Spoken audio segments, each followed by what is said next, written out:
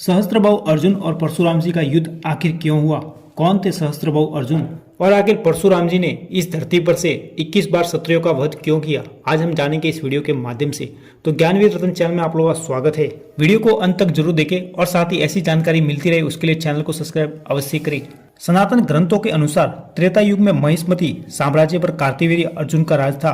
कार्तवीर्य अर्जुन ने भगवान दत्तात्रेय की तपस्या की, जिसके फलस्वरूप भगवान दत्तात्रेय ने कार्तवीर्य अर्जुन को हजारों हाथों की शक्ति और एक विमान दिया जिसकी गति वायु के समान थी, जिसके कारण कार्तवीर्य अर्जुन का नाम सहस्त्रबाहु अर्जुन पड़ा। और थोड़े समय के बाद सहस्त्रबाहु अर्जुन चक्रवर्ती सम्राट बन गए, जिसके बाद उन्होंने कई राजाओं को हराया और साथ ही रावण को भी एक बार हरा दिया था, जिसके अहंकार के कारण वायु के वेग से चलने वाले विमान में बैठकर सभी देवताओं और ऋषियों, यक्षों, प्राणियों को सताते रहते थे, साथ ही सभी का अपमान भी करते रहते थे, जिसके कारण सभी देवता परेशान होकर भगवान विष्णु के पास जाकर विनती करते हैं कि आप सहस्त्रबाहु अर्जुन का वध करिए। भगवान विष्णु जो कि सृष्टि के पालन करता है, भगवान विष्णु ने बताया कि किसी न किसी कारण से उनका वध मेरे ही अंशावतार से होगा।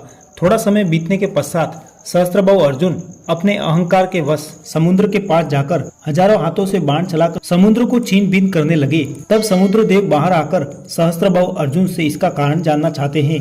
इस पर सहस्त्रबाहु अर्जुन, जो कि अपनी ताकत के मद में डूबा हुआ था, उसने समुद्र देव से पूछा कि इस धरती पर मुझसे भी बड़ा कोई धनुधर है तो बताओ, नहीं तो मैं इस पूरे समुद्र को अपने तीरों से सुखा दूंगा। तब समुद्र देव बताते हैं कि आपने महर्षि जगमनी का नाम सुना है, तो उनके पुत्र परशुराम है जो महान धनुधर है, वो आपका सामना कर सकते हैं। तब बड़े ही क्रोध में सहस्त्रबाहु अर्जुन महर्षि जगमनी के आश्रम पर पहुंच जाता है, जहां पर महर्षि जगमनी के आश्रम में कोई भी उनके पुत्र नहीं थे, केवल महर्षि जगमनी की पत्नी रेणुका माता ही थी। माता रेणुका ने बड़े ही आदर से सहस्त्रबाहु अर्जुन का आतिथ्य सत्कार किया। सहस्त्रबाहु अर्जुन युद्ध के मद में इतना आतुर था कि उल्टा महर्षि जगमनी के पूरे आश्रम को ही तहस नहस कर दिया और आश्रम से कामधेनु के बछड़े को भी बलपूर्वक वहां से ले गया। जब परशुराम अपने आश्रम पर आए तो उनकी माता और पिता ने पूरी बात बताई, जिसके बाद परशुराम जी अपना फरसा और धनुष लेकर सहस्त्रबाहु अर्जुन पर धावा बोल देते हैं और परशुराम जी अपना पराक्रम दिखाते हुए सहस्त्रबाहु अर्जुन के हजारों हाथों को